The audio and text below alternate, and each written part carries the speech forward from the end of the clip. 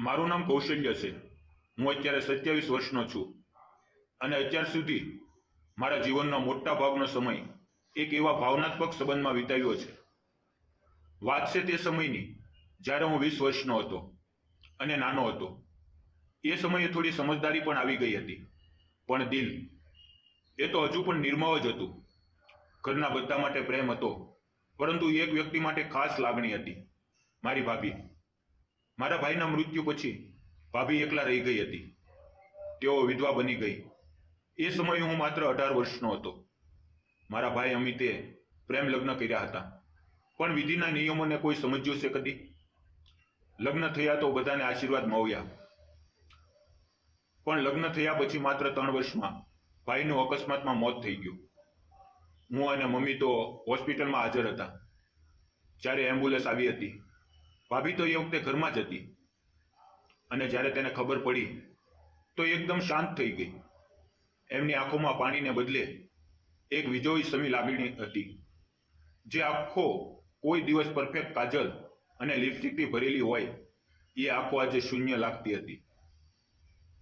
ભાઈના ગયા પછી ઘરનું વાતાવરણ એકદમ બદલાઈ ગયું।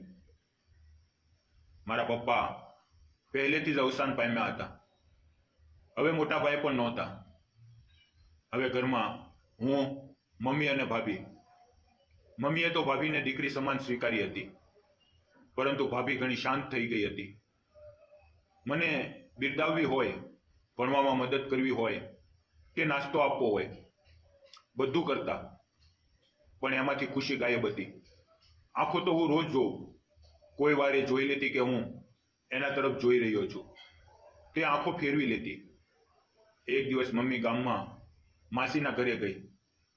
ઘરમાં હું અને ભાભી જ હતા। મેં મોટેથી બોલીને કહ્યું, ભાભી, તમારો ચહેરો હવે કેમ પહેલાની જેમ ચમકતો નથી? ભાભીએ ઘૂંટ ભર્યો, થોડું શાંત રહી, પછી સોફ્ટલી બોલી, જિંદગીની કેટલીક પળો એવી હોય છે જેમાં માણસ હસવાનું ભૂલી જાય। એમના શબ્દોમાં વ્યથા હતી, પણ વાણી છતાં મીઠી હતી।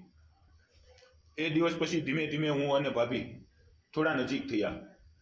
નજીક એટલે કે પ્રેમના કોઈ શારીરિક કે નિર્દોષ અભિવ્યક્તિ નહીં, પણ લાગણીઓની એવી જોડાણ કે જ્યાં બે દિલ માત્ર કંપની માટે એકબીજાને જોઈ રહ્યા હોય। હું એન્જિનિયરિંગ ભણતો હતો। ભણવાથી લઈને નોકરીની તૈયારી સુધી ભાભી મને ડેલી ચા આપતી, ખાવાનું બનાવતી અને એકદમ નિષ્ઠાથી, પણ એના હાથથી બધું જ્યારે મીઠું લાગતું અને હું હાથ જોડતો ત્યારે હું સમજતો કે આ સેવા નથી, આ લાગણી છે। એક રાત્રે મમ્મી ઘર બહાર હતી, ભાભી બાલ્કનીમાં ઊભી હતી।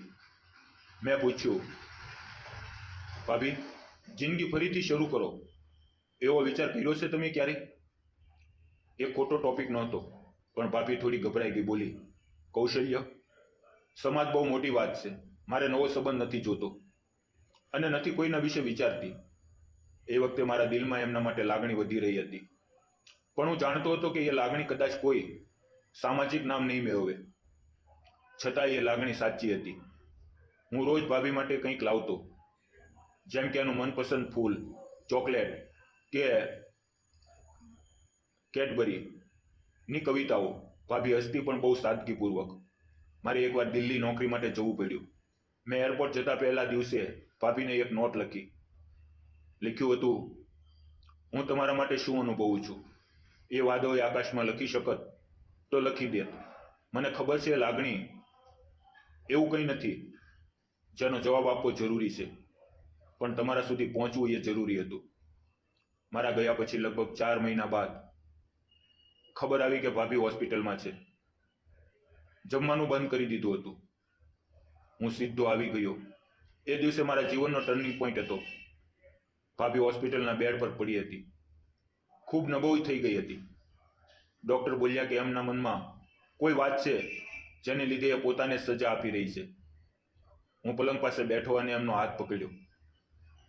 ભાભીની આંખો ભીની થઈ ગઈ। એ રાત્રે ભાભી બોલી, કૌશલ્ય, હું તારી લાગણીઓને સમજતી હતી, પરંતુ હું એ સંબંધને સ્વીકારવામાં હંમેશા ડરી ગઈ।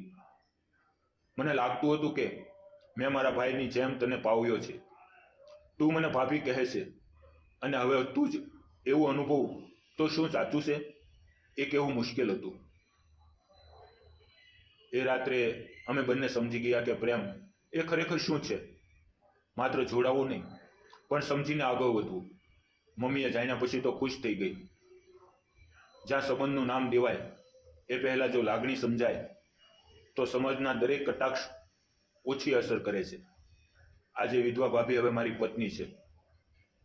અમારું જીવન આમ તો બધી પરિબળોથી અલગ છે, પણ લાગણીઓમાં ખૂણા નથી, કારણ કે પ્રેમ એક કાયમી હોય છે. જો એની પાંખોમાં સમજદારી અને ઈમાનદારી ના હોય. મિત્રો, વિડીયો કેવો લાગ્યો કોમેન્ટ કરીને જરૂર જણાવજો. જતા પહેલા ચેનલને સબસ્ક્રાઇબ કરશો. ફરી મળીએ આવતીકાલે. ધન્યવાદ.